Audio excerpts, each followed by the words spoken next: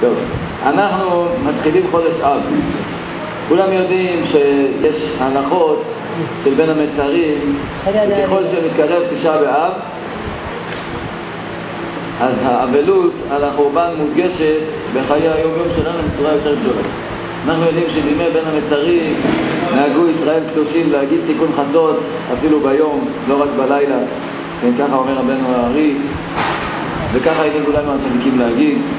אנחנו יודעים שבימים האלה לא אוכלים בשר, בתשעת הימים, האשכנזים אפילו בראש חודש, והספרדים החל מבית באב לא אוכלים בשר, ובשבוע שחל בו תשעה באב ההלכות האלה מתעצמות שלא לובשים בגד מכובס ולא מחפשים. מה מטרת האבלות על החורבן? אומר המשנה ברורה בשולחן ערוך אורח חיים סימן תקמ"ט, שלא נחשוב שהצומות שקבעו לנו הם סתם בשביל שנהיה רעבים ונתענה, כמו שאומר ישעיהו הנביא בפרק נ"ח, הכזה יהיה צום אבחרהו, בשביל מה אתם צמים אם זה לא מעורר אתכם לחזור בתשובה? הצום בא לעורר אותנו לחזרה בתשובה. ועל מה צריך לחזור בתשובה? למה קבעו לנו הלכות בימים האלה שנועדו להזכיר לנו את האבלות על חורבן הבית? כדי שנתעורר לחזור בתשובה. על מה צריך לחזור בתשובה? אומרים חכמינו הקדושים בגמרא במסכת תענית, 5 דברים הראו את אבותינו בי"ז בתמוז ו5 דברים בתשעה באב.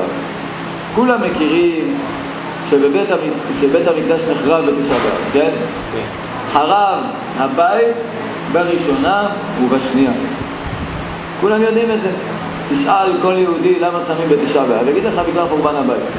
אבל הגמרא אומרת במסכת תענית, את הדבר הראשון שגרם, הוא היה שורש לכל הצרות, גרם לחורבן בית המקדש. מהו? נגזר על אבותינו שלא ייכנסו לארץ. וכששלח משה רבנו עליו השלום מרגלים,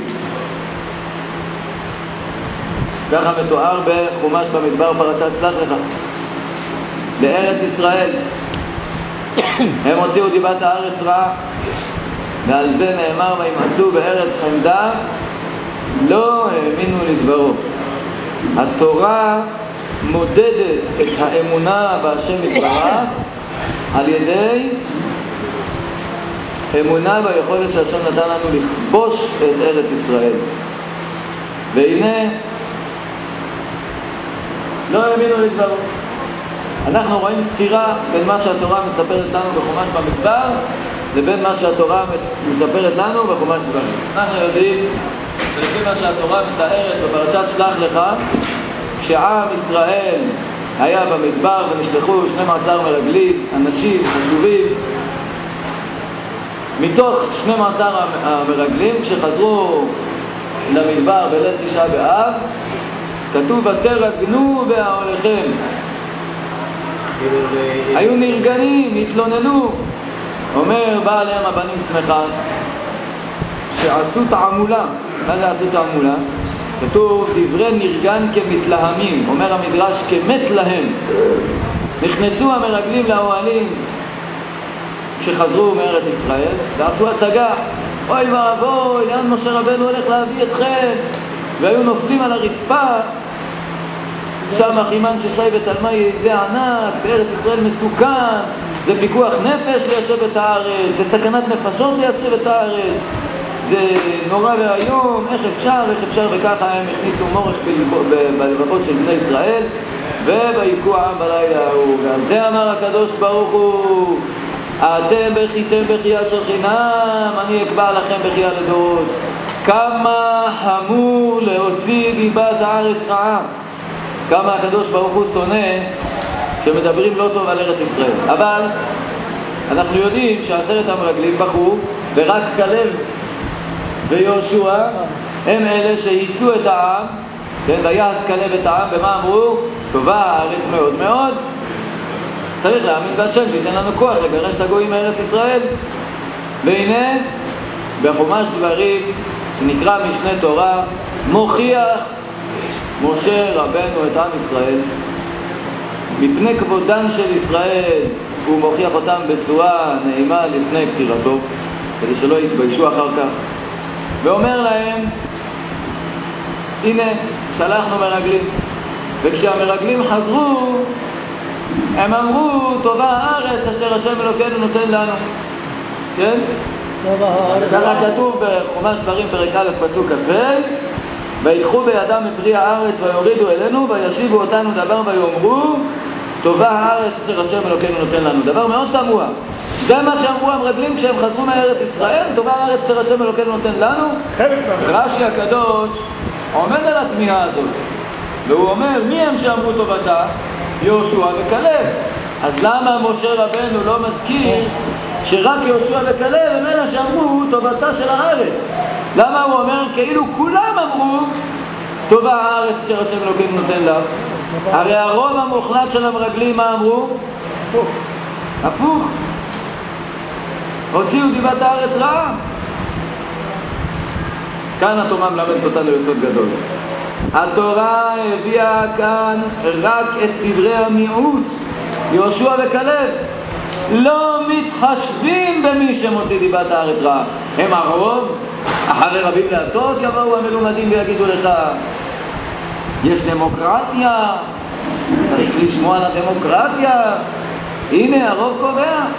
הרוב אומר שארץ ישראל לא בשבילנו, חס ושלום. אז פה התורה לימדה אותנו יסוד גדול. התורה הביאה כאן רק את דברי המיעוט יהושע וכלב.